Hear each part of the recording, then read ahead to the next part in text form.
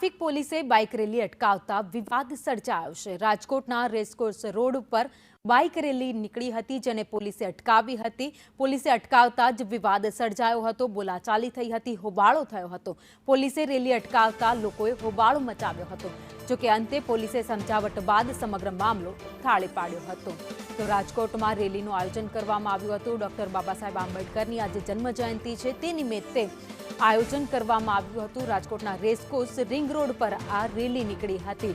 Police commissioner કચેરી બહાર જિલ્લા પંચાયત ચોકમાં લોકો બેસી ગયા હતા। પોલીસે રેલી અટકાવતા વિરોધ કર્યો હતો। વધુ અપડેટ સાથે સંવાદદાતા મયુર સરવૈયા અમારી સાથે જોડાઈ ગયા છે। મયુર, રાજકોટના રેસકોર્સ રોડ ઉપર આ રેલી નીકળી હતી, જેને અટકાવતા વિવાદ થયો, જો કે અંતે મામલો થાળે પાડવામાં આવ્યો।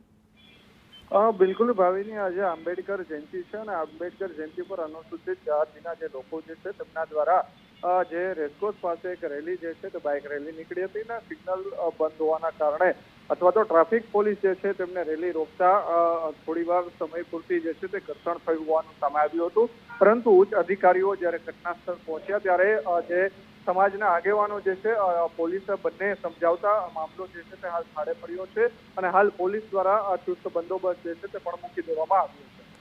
આભાર માહિતી માટે।